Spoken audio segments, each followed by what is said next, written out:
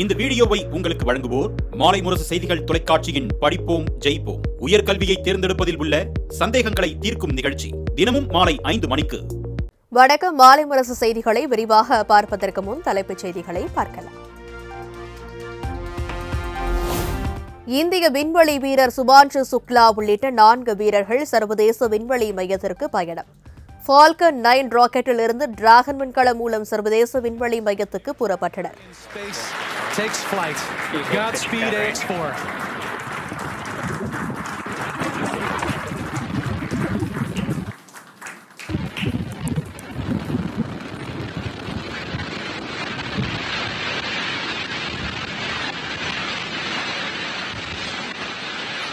T+30 seconds into flight with the Axiom 4 crew on board Dragon, headed to the International Space Station.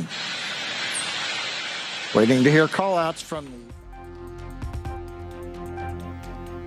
Falcon 9 ராக்கெட்டிலிருந்து விண்கலம் வெற்றிகரமாக பிரிந்து விண்வெளி நோக்கி பயணம். விண்கலத்தின் முதல் கட்டத்தில் பயன்படுத்தப்பட்ட என்ஜின் பூமிக்கு திரும்பியதாக ஸ்பேஸ் எக்ஸ் தகவல்.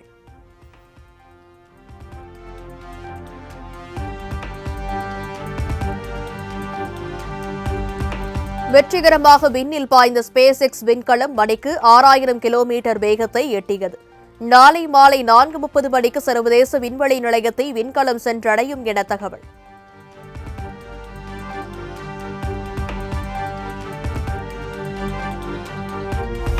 சுபான்ஷு சுக்லாவின் குடும்பத்தினர் உத்தரப்பிரதேச மாநிலம் லக்னோவில் இருந்தபடி திரையில் கண்டு நிகழ்ச்சி.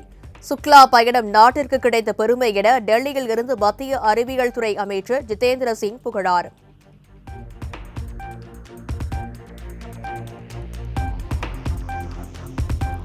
$140 கோடி இந்தியர்களின் வாழ்த்துக்களை சுமந்து செல்கிறார் சுபான்ஷு. சுக்லாவிற்கு குடியரசுத் தலைவர் திரௌபதி முர்மு மற்றும் பிரதமர் மோடி வாழ்த்து.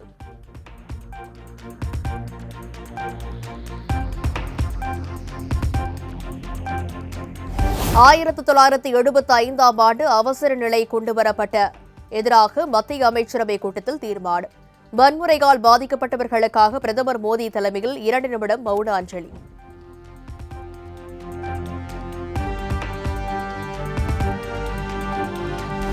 வருங்கால வைப்பு நிதியில் இருந்து தானியங்கி முறையில் பணம் எடுக்கும் வரம்பு உயர்வு 1 லட்சத்தில் இருந்து 5 லட்சமாக உயர்த்தப்பட்டுள்ளதாக மத்திய தொழிலாளர் நலத்துறை அமைச்சர் மன்சுக் மாண்டவியா தகவல்.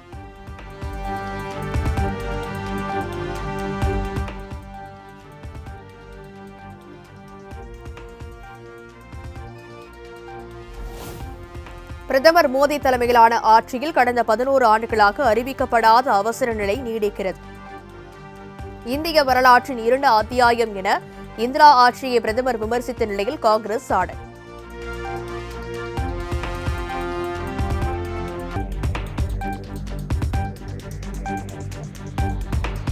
சிபிஎஸ்இ 10ஆம் வகுப்புக்கு இனி ஆண்டுக்கு 2 முறை பொதுத் தேர்வுகள் நடைபெறும்.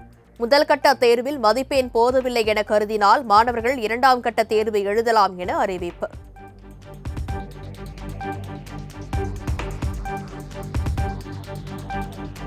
எம்பிபிஎஸ், பிடிஎஸ் படிப்புகளுக்கு விண்ணப்பங்களை சமர்ப்பிக்க கால அவகாசம் நீட்டிப்பு. மருத்துவ படிப்புகளில் சேர வரும் 29ஆம் தேதி வரை விண்ணப்பங்களை அனுப்பலாம் என மருத்துவ கல்வி மற்றும் ஆராய்ச்சி இயக்குநரகம் அறிவிப்பு.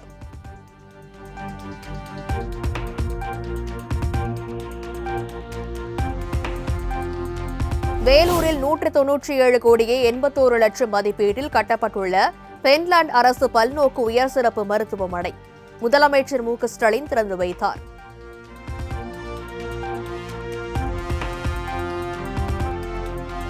புதிய நிர்வாகிகள் நியமனத்திற்கு பரிந்துரைக்கும் போது குற்ற பின்னணி இல்லாதவர்கள் என்பதை உறுதி செய்ய வேண்டும். சென்னையில் நடைபெற்ற அதிமுக மாவட்ட செயலாளர்கள் ஆலோசனைக் கூட்டத்தில் இபிஎஸ் அறிவுறுத்தல்.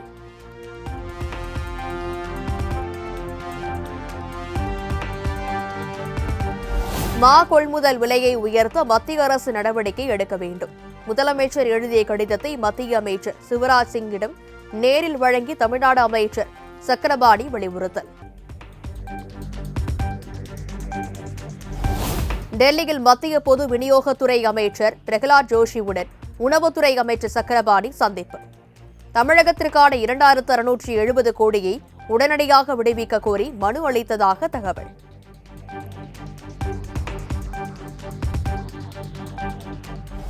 அதிமுக பாஜக கூட்டணியை சிதைக்க வேண்டும் என்ற முயற்சி நிச்சயமாக நடக்காது. தங்கள் கூட்டணி உறுதியானது என பாஜக மாநில தலைவர் நயினா நாகேந்திரன் பேச்சு.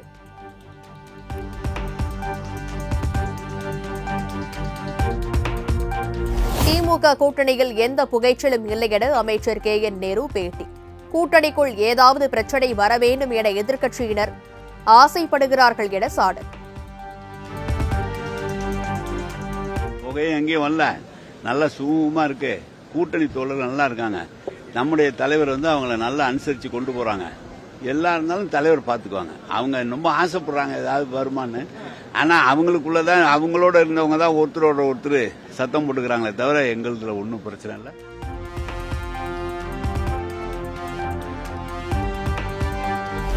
யானை உள்ளிட்ட வனவிலங்குகள் தாக்குவது அன்றாடம் நடக்கும் ஒன்றுதான். வால்பாறையில் சிறுத்தை தாக்கி சிறுமி உயிரிழந்தது குறித்த கேள்விக்கு அமைச்சர் ராஜகண்ணப்பன் பதில். பூரா வனத்துறை தான் பார்க்குது. எல்லா பொதுமக்களுக்கு ஏற்பட்ட இடர்களிலே அன்றாடம் நடக்கிற நிகழ்வுகள் இதெல்லாம் அரசாங்கம் காரணம் இல்லை. அன்றாடம் நடக்கிற நிகழ்வுல நம்ம பெரும்பாலான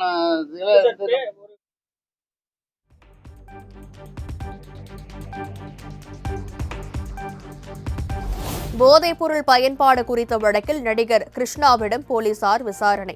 சென்னை நுங்கம்பாக்கம் காவல் நிலையத்தில் வைத்து விசாரணை என தகவல்.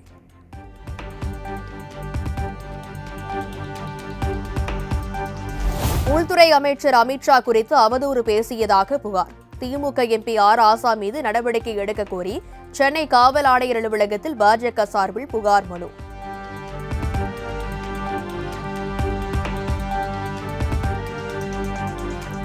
தமிழ்நாடு அரசின் கல்லூரி மாணவர்களுக்கு 20 லட்சம் மடிக்கணினி வழங்குவதற்கான திட்டம். டெண்டரில் கலந்து கொள்ள டெல், ஏசர், லெனோவா உள்ளிட்ட பன்னாட்டு நிறுவனங்கள் ஆர்வம்.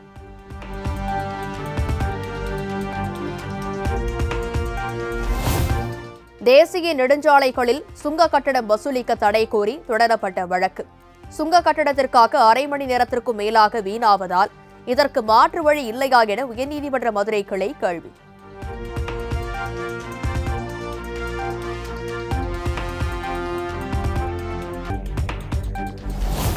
அரசு பணி பதவி உயர்வில் மாற்றுத்திறனாளிகளுக்கு 4 விழுக்காடு ஒதுக்கீடு வழங்கும் வகையில் அரசாணை.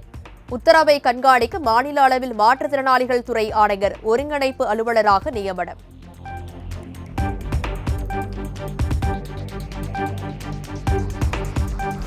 காவிரி நீர்பிடிப்பு பகுதிகளில் கொட்டி வரும் கனமழையால் கபினி அணைக்கான நீர்வரத்து அதிகரிப்பு.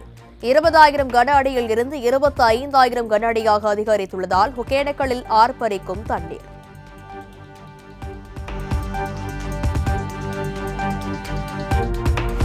காவிரியில் நீர்வரத்து அதிகரித்து வருவதன் எதிரொலி. ஒகேனக்கல் அருவியில் பரிசல் இயக்கவும் குளிக்கவும் மாவட்ட நிர்வாகம் தடை.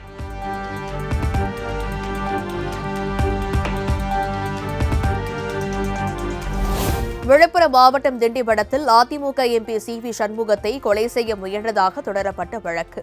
வழக்கில் குற்றம் சாட்டப்பட்ட 20 பேரில் 5 பேர் இறந்த நிலையில் மற்ற அனைவரையும் விடுவித்து திண்டிவனம் நீதிமன்றம் தீர்ப்பு.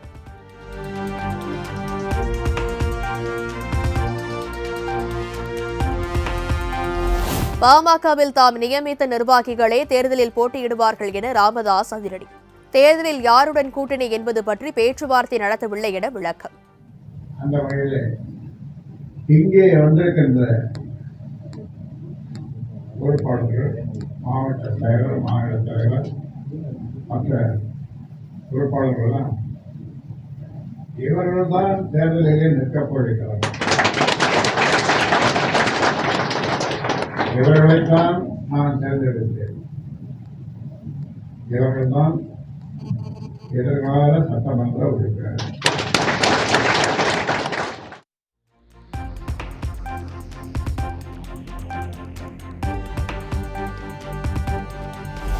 கோவை மாவட்டம் முப்பளிப்பாளையம் சாலையில் ஏற்பட்ட திடீர் பள்ளத்தால் வாகன ஓட்டிகள் அச்சம். பாதாள சாக்கடை மற்றும் குடிநீர் திட்டத்திற்காக தோண்டப்படும் பள்ளங்கள் முறையாக மூடப்படாததே காரணம் என பொதுமக்கள் குற்றச்சாட்டு.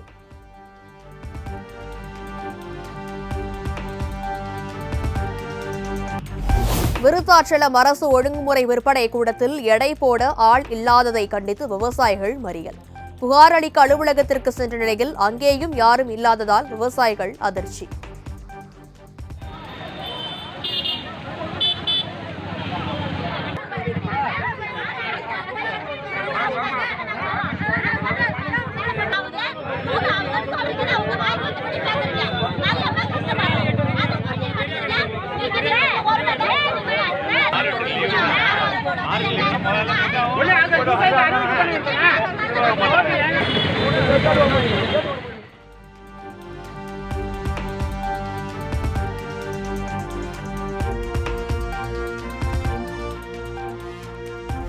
திருப்பூரில் இந்து முன்னணி பிரமுகர் கொலை. குற்றவாளிகளை கைது செய்யும் வரை உடலை வாங்க மாட்டோம் என கூறி இந்து முன்னணி அமைப்பினர் சாலை மறியல்.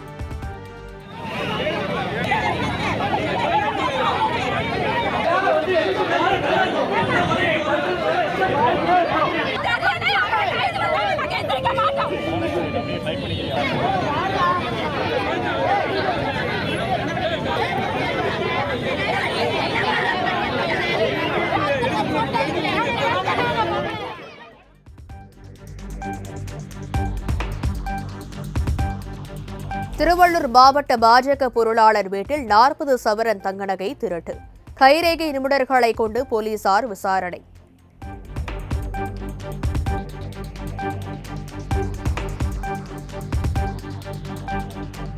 கடலோர பகுதிகளில் தீவிரவாதிகளின் ஊடுருவலை தடுக்க பாதுகாப்பு படையினர் தீவிரம். ராமநாதபுரம், திருவள்ளூர், நாகை கடற்கரைகளில் சாகர் கவாச் எனும் பெயரில் பாதுகாப்பு ஒத்திகை.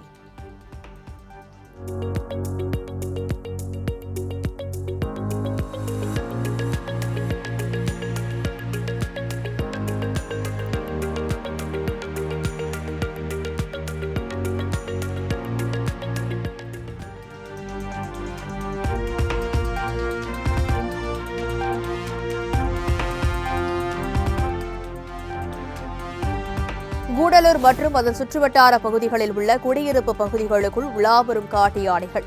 வனத்துறையினர் உரிய தடுப்பு நடவடிக்கை எடுக்கவில்லை என குற்றம் சாட்டி பொதுமக்கள் சாலை மறியல்.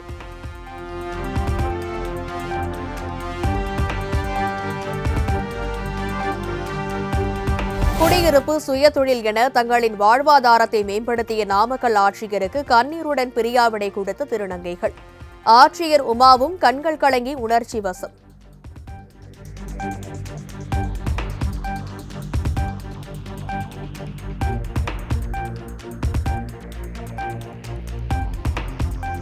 புதுச்சேரி போக்குவரத்து துறை அலுவலகத்தில் மின் கசிவு காரணமாக திடீரென தீ விபத்து. தகவலறிந்த தீயணைப்புத் துறையினர் தண்ணீரை பீய்ச்சி அடித்து கட்டுக்குள் கொண்டு வந்ததால் பெரும் விபத்து தவிர்ப்பு.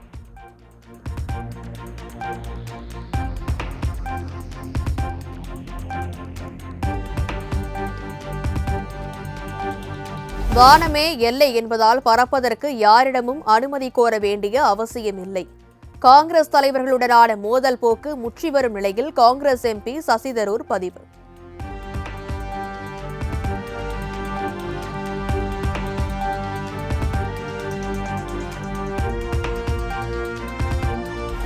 நீலகிரி, கோவைக்கு இன்றும் நாளையும் மிக கனமழைக்கான ஆரஞ்சு எச்சரிக்கை. தேனி, தென்காசி மாவட்டங்களில் 2 நாட்களுக்கு கனமழை பெய்யும் என்றும் வானிலை ஆய்வு மையம் தகவல்.